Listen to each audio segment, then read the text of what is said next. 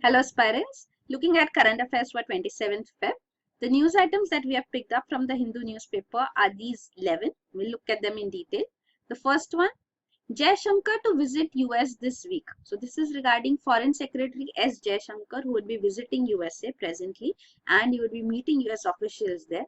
Also, there are proposals that a possible visit by PM Narendra Modi would also take place to USA in July. In next few months. In July, actually, the two heads, President Donald Trump and Prime Minister Narendra Modi, would be meeting on the sidelines of G20 summit in Germany. So this is already scheduled. Plus, also India has expressed its concerns to USA. The most recent development has been regarding the hate crime incident in which an Indian lost his life. So this is looked into in the larger picture, the Trump administration and the initiatives which have been taken, a bill which has been proposed in the US Congress. The Parliament of US is called Congress. So here a bill has been proposed which is seeking to double the salary requirements for H-1B immigrants. So means who would be provided H-1B visa? That is having a threshold limit, means it's for high skilled workers. So high skilled workers would be highly paid too. So based on this payment, salary qualifications are there. So present salary qualification will be doubled, means many will be excluded from this H-1B visa category there. So it would affect a large number of Indians. Around 60 to 70% of these H-1B immigrants are Indians. So they would be highly affected because of this doubling of salary qualifications. Also, there are restrictions being put that cutting down on non-Americans hired by US companies is also proposed. So this is against Indians in USA. So India has raised its concerns about these issues to US administration, and we'll see further developments too after the meeting. And another aspect is regarding defense cooperation. So in defense cooperation, the development was that we have been accorded the major defense partner status by USA. They have passed the legislation too for this purpose. So India has been provided this major defense partner status by former US President Barack Obama. So even here, cooperation and institutionalizing this has been assured by the present administration too under Donald Trump. So that is the latest development. We'll see after the discussions in this present visit. We'll have more news. We'll discuss that. The next news item is Army exam leak, 18 held. So this was Thane Police Crime Branch which busted a racket in which at least 2 states were involved, where question papers of Indian Army's recruitment exam were obtained from inside sources. So means a BSF official, a BSF Jawan and an army serviceman, retired army serviceman, have also been arrested as accused. There are chances that an army official may also be involved in this racket. Then the next news item is MOP for judicial postings set to gain final shape. So this is regarding the memorandum of procedure, which is to be finalized by the judiciary now. So this is the procedure how judicial appointments should take place. So about that whole procedure. So originally earlier the judicial appointments have been taking place through collegium system. So collegium comprises of judges only. So solely the judiciary has the authority. They propose the names to the government. Government has to approve them. If it sends back for reconsideration and the same names are sent again, means it can send back for reconsideration once. And again, if the same names are sent, government has to approve them. So that is the collegium system which has been going on for so long. The present government initiated a proposal that the Judicial Appointments Commission should be set up. So NJAC, National Judicial Appointments Commission, was proposed by the government and a bill was introduced in the parliament for it. Also, constitutional amendment was done to the constitution to make provision for this National Judicial Appointments Commission. So that constitutional amendment bill and even the NJAC Act have all been declared unconstitutional by the judiciary. So that was in 2015 itself. So the reason for this was that the judiciary said that it gave equal say to both the government and the judiciary, the executive and the judiciary. So because in judicial appointments, then judicial independence should also be ensured. So judicial appointments, if they are majorly in the hands of the executive, it affects their judicial independence. So it said that this was not in sync with the requirements of the judiciary, that both should not have an equal say. Judicial independence should be ensured. Judicial supremacy should be ensured. So on that basis it rejected, but it said, the Supreme Court in that judgment said that we agree that the collegium system is also not the ideal way to appoint judges. There is a need for reform. So that was accepted, and the reform proposed by the government was rejected. So the Supreme Court and the government have come together and are deciding on a memorandum of procedure that how judicial appointments should take place. So once this is finalized, that would be how appointments would take place. This MOP has not been finalized as yet. The last draft of this MOP, the government had sent to the Supreme Court in August 2016. Since then, it has been with the Supreme Court.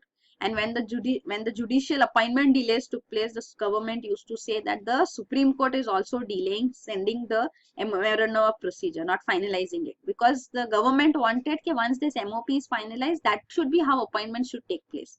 But the judiciary said that while the MOP is being finalized, the collegium system has to continue.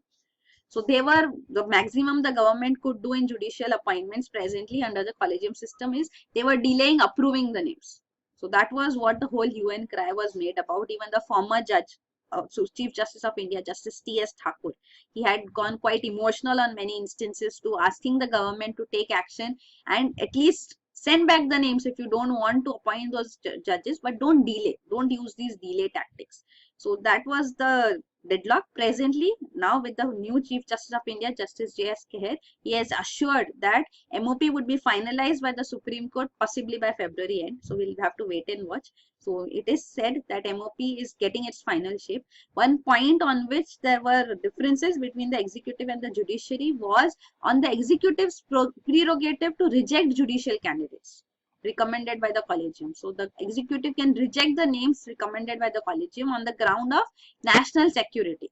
So this aspect, that on national security ground executive can reject the names, this aspect has now been, deadlock on this has now been resolved, has been said by sources as such. So we'll have to wait and watch. Once the Supreme Court gives its viewpoints, the final revised the MOP as such which it has approved, then we'll get more details regarding this. But what the MOP broadly comprises of are these four. That what should be the eligibility criteria for appointments of judges, the methods to make appointment process transparent, establishment of a secretariat in Supreme Court and High Court on judicial appointments, redressal mechanism for complaints against potential candidates for judgeships. So this is what it would cover. Then the next news item is Jats observe Black Day. So this is regarding Jat reservation. So they have been demanding reservation in Haryana and it has not gone in their favor till date. They had an agitation in 2015 in which many, in 2016 in which many lost their lives too. There were 30 people killed, property worth crores of rupees was damaged, and many people, many of these Jats were put behind bars. So now the present Jat agitation which is there, this was a peaceful agitation under tight security. They observed Black Day. So in this, they were demanding not just that they should get quota reservation in education and government jobs, but also they want it under OBC category, though they do not fall under a backward class as such. They are a dominant class politically also, they have been dominant, but since they are presently, they were dependent earlier on agriculture. Now since that dependence on agriculture is shifting, they want education reservation for themselves, they want government jobs reserved for them, and that is why they are demanding this status, OBC status, and getting reservations in education and government jobs. So presently they have not just been demanding this reservation in this present Black Day, and they have also been demanding that the people who have been arrested, agitators who Jats who have been arrested in the previous last year's agitation, they should be released, and the cases which have been initiated against them, they have to be cancelled, withdrawn, and government jobs should be provided for the relative of the people who have been killed and injured while taking part in this agitation last year, which had turned violent. So that is the present demand now. The next news item is no progress made on food security for Nagara tribals. So this is an issue of Nagara tribals. They are Juang tribals of Munda community. They are in Jajpur district in Odisha. Here, 8 months ago, there were reports of 23 malnourished children dying. So here, children are in abject poverty. The people are in abject poverty, and they are not getting enough food to eat. They do not have enough money to buy vegetables, food as such, and they are consuming salt. You can see the old food practice actually taking salt and jungle leaves. So this results in nutrition not reaching, not coming in their bodies, and it is resulting in such deaths. So that is why now, after that, two initiatives have been taken by the Odisha government. So these social activists had visited this place again, and there are still food insecurity conditions prevailing. So these people still suffer from hunger and malnutrition has come forth. The government has taken steps. It has started healthcare centers to provide nutritious food to children. But then the old food practice is also continuing, and there is no long-term initiative taken, because you have to go to the root cause of the problem. So root cause of the problem is that they do not have sufficient avenues to lead a life, self-sustaining life. So for that, they should have some income. So income generation activities, employment activities should be there, like even agriculture, allied activities being promoted as such. Cattle rearing, goat rearing, poultry, all this will help them in generating income for themselves, and then they would be able to buy food and lead a healthy life. So that has been suggested by these social activists here. Also, they say that they are not even getting safe drinking water. So these aspects have to be looked into. Not just the healthcare centers and providing nutritious food would suffice, but a long-term solution has to be sought here. So this is regarding Juang tribe.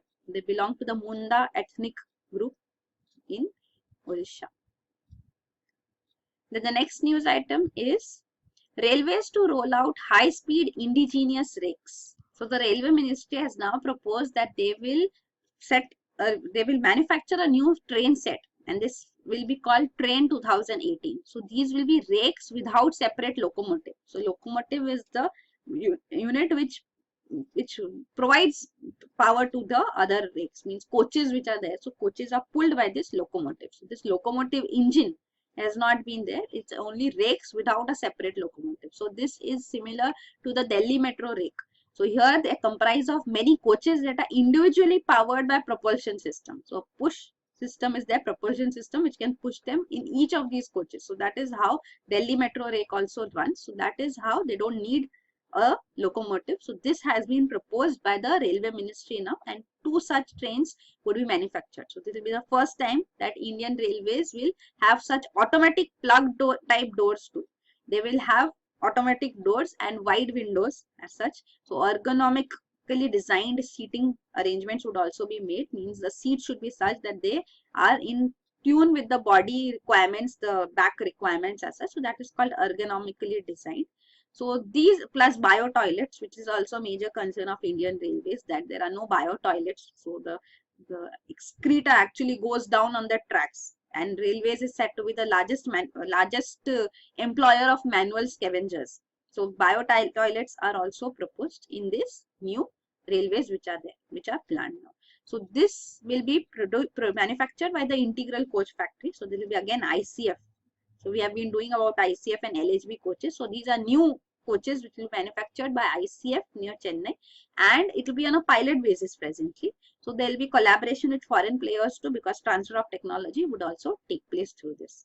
Actually, ICF had Railways had initiated a tender. So for this also, for foreign players, a fresh tender presently has been initiated. But earlier the Railways had this tender initiated in June 2015 for manufacturing of 15 sets with 315 coaches. But then 5 bidders had qualified for this too, but then they did not find the offer viable, because they said such less number of coaches would not be sufficient. We need more. So at least increase the tender size to 1,000 coaches size. Increase to 1,000 coaches what they proposed, but then that's why this global tender could not come into effect. That is why now Railway Ministry has decided that they will manufacture these Train 2018 indigenously through ICF and bringing in foreign players with transfer of technology. So we'll have to see how this fresh global tender will also function and see response. The next news item is China's neighboring base in Djibouti worries USA. So this is regarding Djibouti, which is a country in East Africa, in the Horn of Africa. So here USA already has its military base. It is Camp Lemonnier. It's Pentagon, one of Pentagon's largest and most important foreign installation. It is USA's only permanent military installation in Africa. So here, few miles away from it, in the same country, just a little away, China has established is constructing, actually it is constructing its first overseas military installation. So that is the initiative here, which is in news. So USA has been effectively using this Camp Lemonnier. It was established in 2001 after the September 2001 attacks. Then it was established, and it has presently been using this base for its secretive missions in West Asia, because it's very close. Djibouti is very close to West Asia. Yemen is just across. So here, targeted drone killings as such are also undertaken, raids undertaken by the members here as such. So now the Chinese, the military base which it is proposing, China is saying that we are going to have this only to take care of piracy. So it would be only anti-piracy operations mainly which would be supporting. So there is threat to international shipping by marauding Somalis. Marauding means these pirates. So the Somalian pirates are well known. So that is what we would be targeting. So that is our sole intention, is what China says. And China has been allowed to establish this military base in Djibouti because it has invested billions of dollars. Chinese loans have been provided to Djibouti's government. It is heavily indebted to China. Also, it has provided peacekeepers in Africa. So there are 2,400 peacekeepers in Africa which China has provided. Also, it is rented. So 10-year lease for the land has been provided by the China for this military base, and they'll be paying $20 million a year as rent to Djibouti. So this is in addition to the billions of dollars which it is also spending on financing critical infrastructure, ports, airports, railway line, pipelines in Djibouti. Even for drinking water, pipelines have been provided. So infrastructure investments are also done, loans provided, of course, for these infrastructure investments as well. So all these initiatives are also there, plus it will be renting out this land, so it will be paying rent also. So Djibouti has wholeheartedly accepted, and despite USA having its military base there. So this is the latest development. Also, China says that this military base will help us in evacuating our citizens too. So the way India also evacuates its citizens from West Asia, China has also done that from Yemen and other regions. So it would help in that activity also. So that is the reason why China says we are establishing this naval base here. And this Camp Lemonnier is just across. If you look at the larger picture, you can see Yemen is here. And this is Djibouti in East Africa, the Horn of Africa. So here the camps are being established, you can see. Then the next news item is Telangana UP may get cargo airports. So Telangana and Uttar Pradesh have given proposals to the center that we want a dedicated cargo airport in the state. So center is considering these proposals. The Airport Authority of India would facilitate the construction of such cargo airports. Means not for passengers but cargo. So dedicated such airports. So this has to be given approval finally by the center. So the Airports Authority of India will look into these sites which have been proposed on the basis of whether they are geographically suitable for air transportation, and also that it should be commercially viable for airlines, because cargo will be moved through airports, but then does it have the connectivity to, means it will see whether the site is a consumption cluster, means there's high demand for consumer based goods in the region, and also if the site is an industrial cluster, so whether there are many goods manufacturing units, so that would require this cargo. So why should the cargo airport should be set up there? If it will not be commercially viable for the airlines, then the airport would be set up, but it will not be utilized to that extent. So that is why these points would also be considered, whether it is well connected with rail, road and airport network, means multimodal transport connectivity is there, means different modes of transport or rail, road, etc. are provided there or not. Connectivity is there or not. And finally, it says that it should be able to handle large aircraft for transporting cargo in large volumes and for airlifting purposes. So whether it can handle such large aircrafts or not. So those aspects should be seen, and the site will then be finalized in these states where it is proposed. Also, other proposals in other states are also there for dedicated cargo airports, because even freight transport through airways has also increased globally too, as well as in India. So that is why these initiatives are being taken now, dedicated cargo airports. Then the next news item is Greece in trouble again. So this is regarding the Greece financial crisis, the debt crisis which it is under. So this dates back to around 2010 when it had public debt rising to 350 billion euros. So when Greece public debt, because social spendings are done, so public debt has increased for Greece. So this resulted in IMF and European Union. So Greece is a member of European Union. So an International Monetary Fund, they came together and lended Athens, the capital of Greece, means they lended Greece 110 billion euros. So this will help the government to pay its creditors in return for, and what they assured that the Greece would undertake would be austerity measures. So austerity measures is a term. Austerity means thrift, not overspending. So these measures have to be undertaken by the government. Then only will give you this bailout. So that is how money has been provided by these two institutions. So the austerity measures include like cuts in spending. You should not spend the way you have been spending so far. So there should be cuts by the government. Wage cuts means salaries of the people. Wages should be cut. Taxes should be raised. Means government paying wages would be cut. Taxes should be raised. So means the taxes which people pay have to be more and salaries which they get have to be less. And pension reforms should also take place. So this burden also has to be reduced. So that those were the reforms, austerity measures which were proposed to Greece on the basis of which it would get this bailout. So because of this, of course, violent protests took place and the government collapsed. In 2012, EU said that it will lend another 130 billion euros. Also, Greece private sector said that we will wipe off half the debt which is owed to them. So government debt which is owed to them, they would half it. So that was another assistance which Greece got. Then in 2015, the Syriza party is an anti-austerity party, means it was not agreeing to the proposals which had been approved by the former government. That government actually collapsed as well. So this Syriza party came to power. So this won the general elections and they said we will renegotiate the aid terms. We cannot have such austerity measures because it is resulting in 25% salaries reduction. They have resulted in 28% workers in Greece becoming jobless. So it's affecting the whole structural economy of the country too. So that aspect also has to be looked into. So the bailout here was actually extended until 30th June, that bailout would be provided. And then finally Athens agreed that alternative reforms would be finalized. So these alternative reforms ensured that it got 7.2 billion euros as bailout. And now again a third bailout will be coming forth to the Greece government.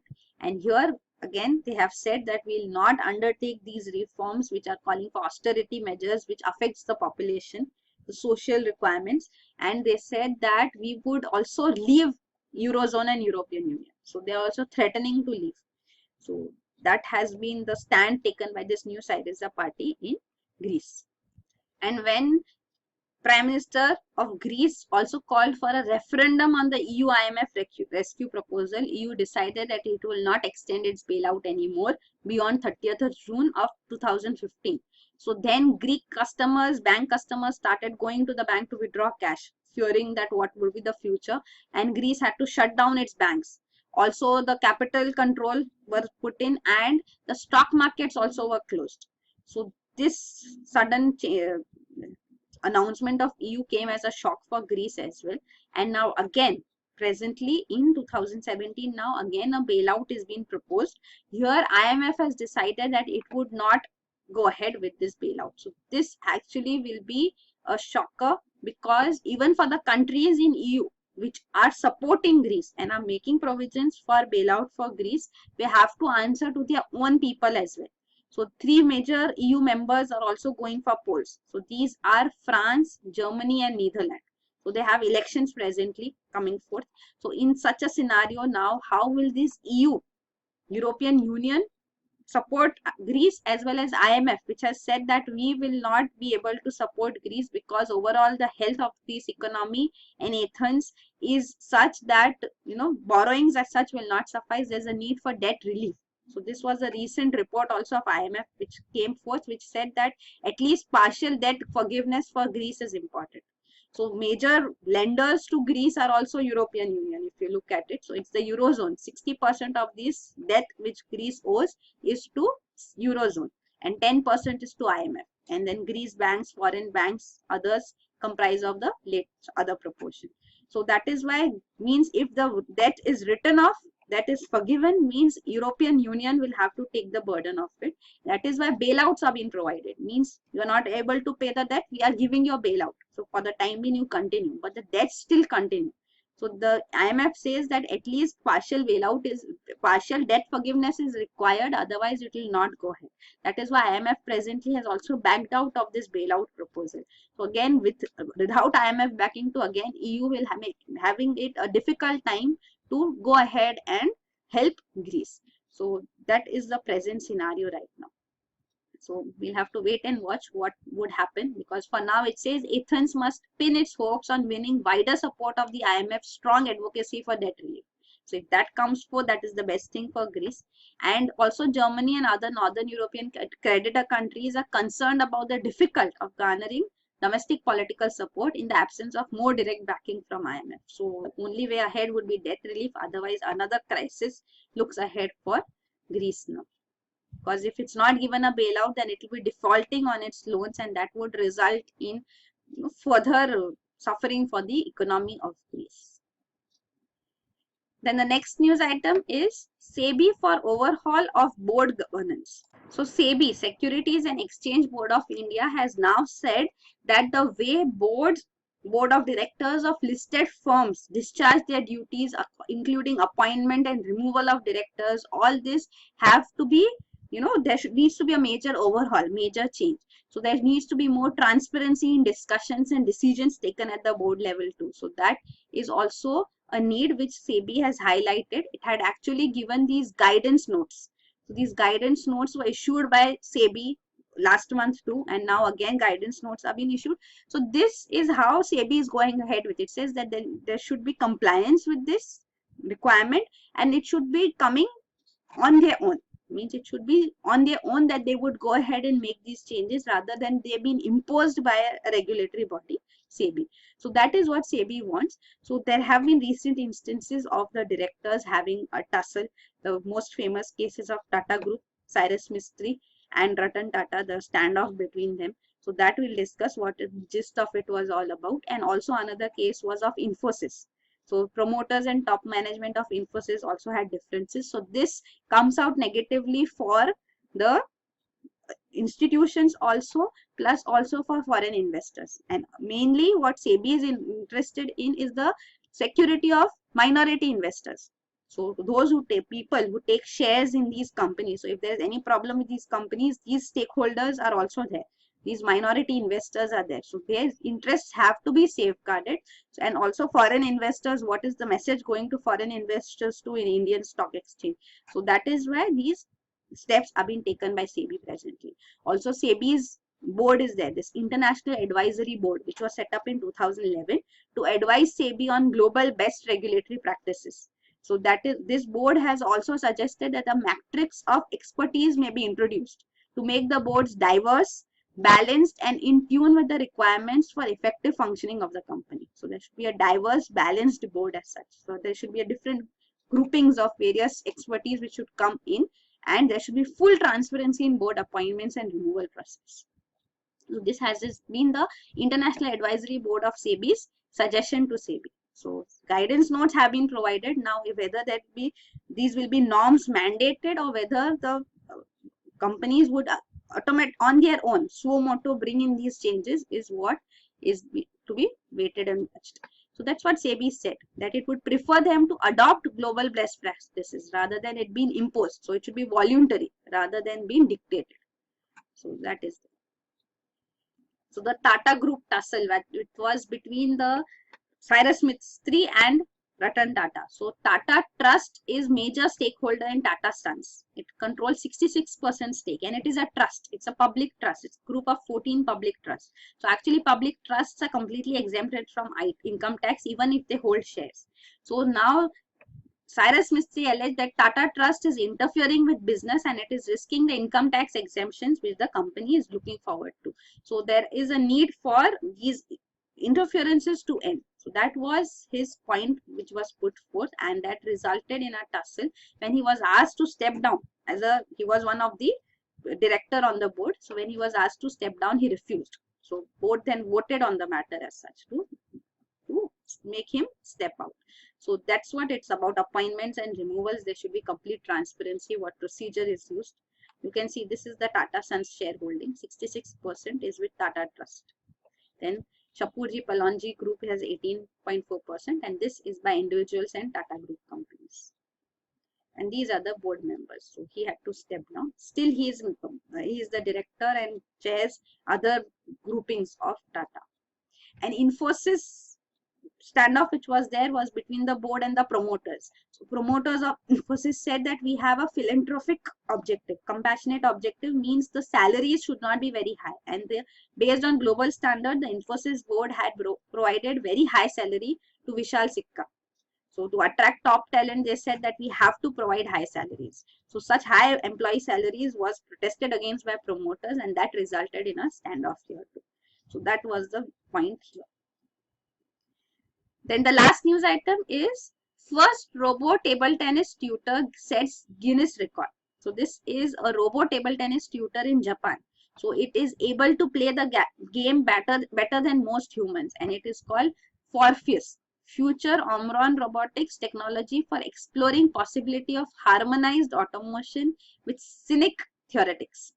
You don't need to go in so much detail, but only that this has got the Guinness title of for its unique technological intelligence and educational capabilities. It can be used to tutor people to play tennis. So it has cutting edge vision, it has cameras, it has motion sensors. So it can be used with accurate precision. So it can gauge the movement during a match and can play effectively, and also act as a tutor and assist in teaching tennis.